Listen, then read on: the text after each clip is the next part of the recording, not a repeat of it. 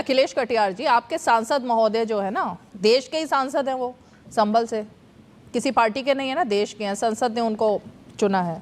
अब वो कह रहे हैं संसद कौन होती है हमारे कानून को में बदलाव करने वाली, संसद कौन होती है वक्फ में अमेंडमेंट करने वाली, खून की नदियां, ये ऐसा क्या चल क्या रहा है? ये आपके सांसद मतलब किसकी सुनते हैं? वो खून की नदियां क्यों बहाना चाह रहे हैं? उनसे बात की है इस बारे में अखिलेश यादव ने या नहीं की है कि देश में ऐसा कौन सा माहौल है कि खून की नदियां बह देंगे? संसद कौन होती है कानून बनाने वाली? हमारे वक्फ को लेकर संसद कौन होती है अमेंडमेंट करने वाली? उनको यही नहीं पता सांसद को कि संसद कौन होती है? रीमा जी, हाँ, आप सभी दर्शकों को मेरा प्रणाम, आपको भी नमस्कार। हमारे यहाँ पे जो चर्चा पिछले 10 साल से जो लगातार, चाहे सीए, एनआरसी या फिर जितने मुद्दे, धार्मिक मुद्दे हमारे इस बीच में आते रहते हैं, 5 करोड़ लोगों ने चिट्ठी लिखी हो या 1 करोड़ लोगों ने लिखी हो, सरकार की ये नैतिक जिम्मेदारी है कि भारत के किसी भी नागरिक के दिमाग में अगर ये अविश्वास आ रहा है तो सरकार अपनी जिम्मेदारी पूरी करे, उस अविश्वास को दूर करे। लेकिन सरकार उन अविश्वास को दूर करने के बजाय, ठीक है, सरकार का ये नजरिया हो सकता है कि हम किसी कानून में सुधार करें और उस कानून को ज्यादा प्रासंगिक बनाएं, वो ज्यादा उपयोगी हो सके, उससे ज्यादा समाज सही तरीके से पेश करना चाहिए। ये जिम्मेदारी तो सरकार की है ना रीमा जी, कि आप उस तरीके से पेश करते ताकि उसमें विवाद दिखे और वो विवाद प्रदेश में ऐसा खड़ा हो जाए। ऐसे ही ये सरकार किसान एक कृषि संशोधन बिल लेके आई थी, इस देश में 1-1.5 साल तक आंदोलन चलते रहे, बाद में आपने वापस ले लिए। ये इस तरीके के बिल है। तो सरकार इस तरीके के विवाद खड़ा करके अपनी असफलता उसके पीछे छुपाने की कोशिश करती है। हम जानते हैं कि मुस्लिम की हिमायती है, सरकार को भी जिम्मेदारी होगी वही इतनी बड़ी आबादी है, उसके हित के लिए कानून बनाए। सच्चर कमेटी की सिफारिशों पे भी ध्यान देना चाहिए। मुस्लिम समाज के तरक्की के लिए, उनकी खुशहाली के लिए सरकार जिम्मेदार है। सरकार तो उसका वो दिखे भी ना व्यवहार से, रीमा जी, कहीं ना कहीं से। तो समाज में तो जो पागल को तोड़िए कि धरना प्रदर्शन शुरू कर देंगे, लेकिन सरकार का जो रवैया है वो हर एक चीज में विवाद खड़ा कर देने का है कि इसको खून की नदियां क्यों बहेंगी, मैं तो ये पूछ रही थी आपसे। तरीके से देख लो उसको, उस तरीके से। अरे संभल में खून की नदियां क्यों बहेंगी? जो इसका खून की नदियों से क्या मतलब है? खून बहा देंगे, खून दे देंगे इस देश में। अरे सर, खून क्यों देना है इसके लिए? रीमा जी, कोई आदमी भावनात्मक तौर पे अगर उसने कोई बात कही है उसे लाइन नहीं बनाते। नहीं। हम ये बात जानते हैं कि भारत में संविधान की सत्ता है और यहाँ लॉ एंड ऑर्डर इतना मजबूत रहना चाहिए कि इस तरीके की अराजकता की कोई जगह नहीं हो आपको भी पता है कि सांसद की भावनाएं जो है वो उस इलाके के बहुत सारे वोटर्स की भावनाओं में तब्दील होती हैं। बहुत सारे वोटर्स जो अपने सांसद को ऐसा भावुक देखेंगे वो भी भावुक हो जाएंगे और भावुकता में आकर फिर वही होगा जो संभल में हुआ था। घरों से पत्थर फेंके जाएंगे, पुलिस वाले घायल होंगे, एएसआई की टीम को जाने नहीं देंगे, यही सब होगा। तो भावुकता में ही तो ये सब होता है और सांसद भावुक कर देते हैं आपके। जो अभी यहाँ पे जो चर्चा चल रही है और वही चर्चा चल रही है। मैं तो हैरान थी सुन करके कि सांसद कह क्या रहे हैं। भाषा पर आप मुझे बता रहे थे, लेकिन मैं आपसे ये जानना चाहती हूँ क्यों ऐसे अराजक तत्वों के साथ हमेशा आप खड़े होते हैं? हमेशा आपके नेता खड़े हुए दिखाई देते हैं। कोई भी ऐसा प्लेटफॉर्म होता है आप लोग वहां पहुंच जाते हैं। अब जो बात यहाँ राकेश जी कह रहे हैं, मेरे ख्याल से इसको समझाना ज्यादा जरूरी है ना, तो आपका तो फर्ज बनता है कि आपकी पार्टी समझाए कि असलियत है क्या। डरने की जरूरत नहीं है। नहीं, मैं दीपा जी, हम तो एक आपका बहुत बड़ा शो है, इसको करोड़ों लोग देखते हैं और हम इस तरीके से लोग भी अगर इस तरीके की सतही भाषा पर उतर के आपके शो में बात करेंगे। क्या हुआ? क्या बोला है?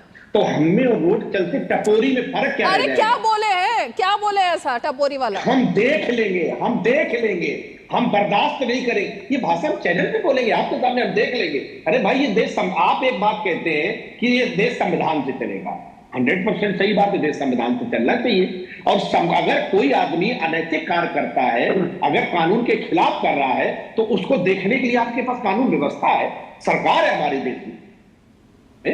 हमको थोड़ी देख लेंगे, और अगर हम ही देख लेंगे वो देखने के लिए नहीं अखिलेश जी, अखिलेश जी, अखिलेश जी, अखिलेश जी, जेएनयू में जाते हैं ना, तो एक गाने की एक गाना, अरे भाई ये गजल हमेशा वहाँ पे बोली जाती है, हम देखेंगे की बात करेंगे हम यहाँ पे, तो बहुत फेमस गजल है, हम देखेंगे वो, हम सुनते ही रहते हैं, उसमें क्या?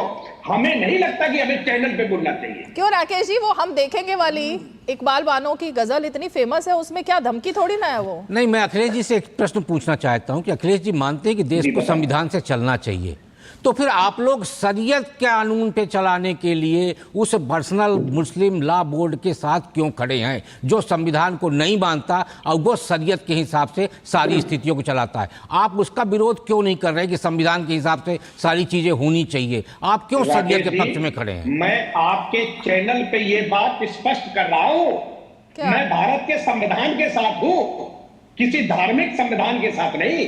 ठीक है, भारत, हम समाजवादी लोग हैं, हम ये मानते हैं कि भारत संविधान से चलेगा और किसी चीज से नहीं चलेगा। तो धर्मेंद्र यादव क्यों गए थे उस मंच पे जो शरीयत के हिसाब से चलता है?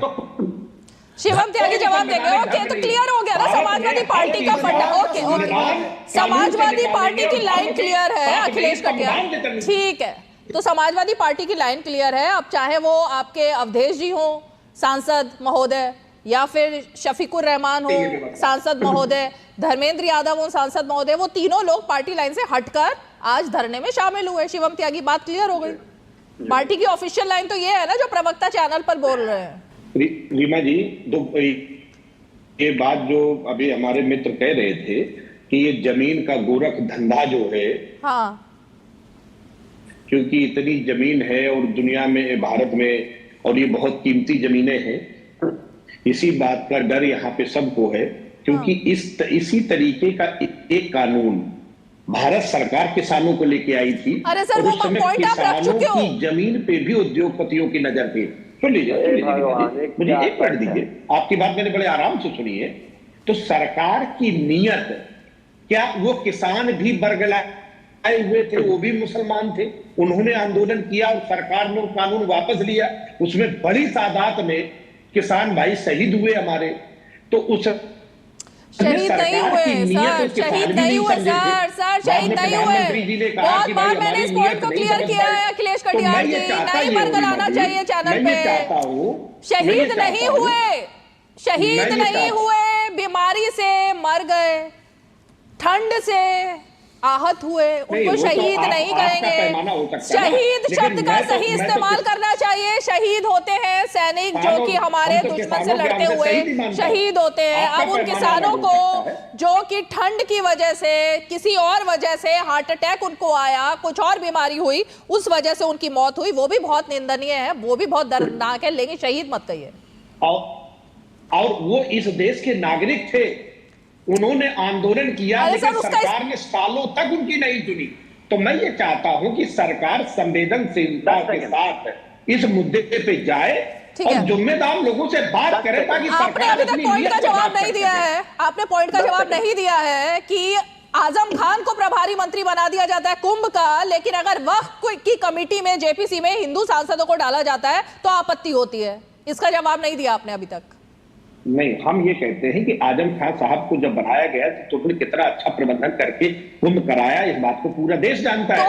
और दूसरी बात ये है कि जब वो, उनका ये कहना है मुस्लिम समाज के नेताओं का कि जो आप उसकी कमेटी बना रहे हैं, हाँ, उस कमेटी में मुस्लिम, गैर मुस्लिम को रखना चाहते हैं। क्यों नहीं रखना चाहिए? इसमें आपत्ति है मुस्लिम समाज, नहीं रखना चाहिए। जो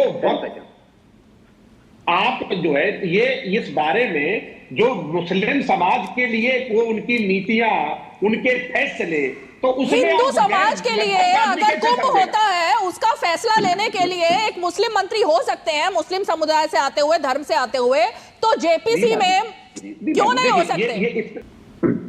त्यागी जी, हमारा तो डर ये रहा कि लगातार पर्चा लीक करवाते रहे, वही डर नहीं दूर हुआ आपसे।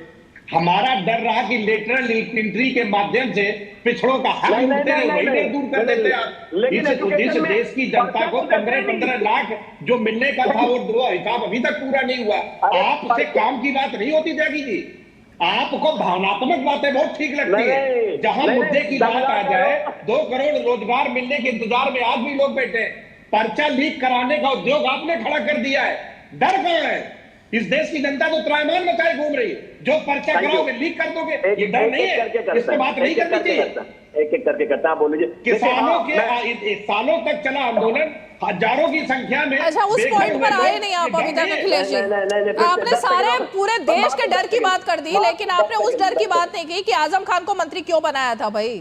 किसी ने सवाल क्यों नहीं खड़ा किया उस वक्त? अब अगर खड़ा कर रहे हैं तो उसका जवाब नहीं देना। दूसरी बात रीमा जी, आप उस पॉइंट पर आते ही नहीं हो। चलो, अपने जैसे अखिलेश कटियार, मुझे सिर्फ ये जवाब दीजिए कि शाहीन बाग पार्ट 2 जिसकी कूच करने की धमकी दी गई है, उसमें क्या आपकी पार्टी शामिल होगी? देश भर में जब कूच किया जाएगा तो, शाहीन बाग बनाने की कोशिश की जाएगी तो? समाजवादी पार्टी किसी भी ऐसे काम का हिस्सा, ऐसे विचार का हिस्सा नहीं है जो अलोकतांत्रिक है, असंवैधानिक है। तो आप मतलब हिस्सा नहीं करेंगे ना? या आज भले ही जंतर मंतर पहुंच गए हो आपके 3-4 सांसद, लेकिन धरने प्रदर्शन के अलावा और कुछ नहीं? गैर लोकतांत्रिक और गैर संवैधानिक किसी भी विचार का हिस्सा समाजवादी पार्टी नहीं।